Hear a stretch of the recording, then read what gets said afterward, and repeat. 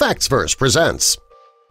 A photographer explored the abandoned Flintstones theme park, and it's filled with eerie sights. People love theme parks. They're fun for the entire family, and they make for a great place to spend the day. There are plenty of theme parks to choose from in the United States. There's one theme park in Arizona that still stands, but sadly it's abandoned. It used to be called Bedrock City. It was dedicated to the hit 60s animated TV show The Flintstones. A photographer explored the abandoned Flintstones theme park, and it is filled with some eerie sights. Before we get into our video, jump down to the comments and let me know what's your favorite Hanna-Barbera cartoon. Also, be sure to subscribe and click the notification bell so you don't miss our future videos. The Flintstones first appeared on TV in September of 1960. It aired on ABC, and it was the first animated series to be seen on prime-time television. It was produced by Hanna-Barbera, the same company that created Yogi Bear and Huckleberry Hound and the Jetsons. Initially, the show was going to be called The Flagstones. Shortly after the name was chosen, though, the producers decided that the Flintstones sounded much better. The cartoon is actually based on The Honeymooners, which was a show about a bus driver in New York and his wife. If you see any of the original episodes of The Honeymooners, you'll see where the Flintstones came from.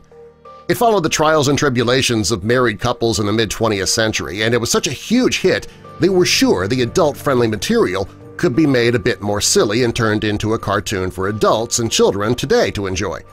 Well, the animated series tackled adult topics like infertility and adoption.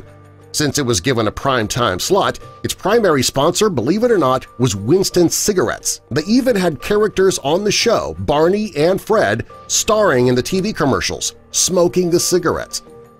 The setting for the Flintstones and the Honeymooners, of course, was different. The Honeymooners was set in New York City in the 20th century.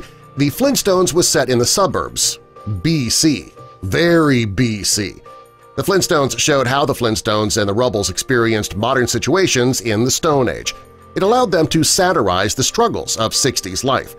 It doesn't sound too much like a child's cartoon, does it? But initially, it wasn't supposed to be. Originally, The Flintstones was created for an adult audience, much like The Simpsons or Family Guy is today.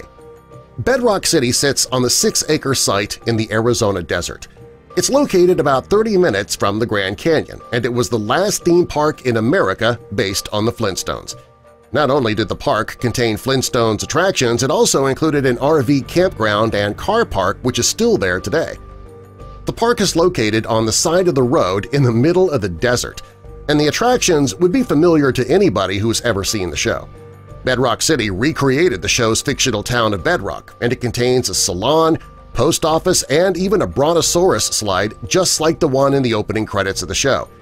The park first opened in 1972, and it was the only official Flintstones theme park. It opened 6 years after the show ended, but people loved the show and it remained popular long after it ended with reruns. People loved the modern Stone Age family. In fact, they still do today. It's been almost 50 years now since the show ended, and people still love it and watch it. Sadly, though, the park closed for good in 2019, 4 years after it was put up for sale.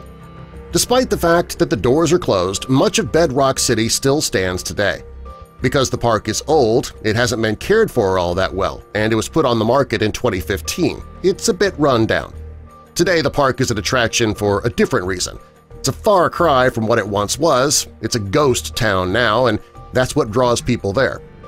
Although the Flintstones ended decades ago, a live-action movie was made in 1994. It starred John Goodman, Rick Moranis, Elizabeth Perkins, and Rosie O'Donnell.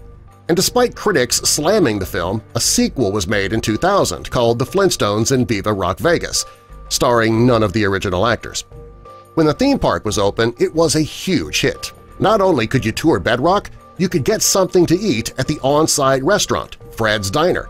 You could order dishes like Dino Dogs, Bronto Burgers, and Mammoth Milkshakes. Also, the staff at the restaurant were all dressed like Flintstones characters. The owners of the park were husband and wife Francis and Linda Speckles. They decided to close it down when there was a decline in the number of visitors. They also had trouble getting staff to work there because of the remote location. Since then, the theme park has been abandoned. It's now just a draw for photographers and people who are interested in abandoned places. It's sad the theme park's now abandoned, and you can't go there to get a Bronto Burger, but it is a huge break for photographers like Sandra Jungling, who loves photographing these types of places. Subscribe for more.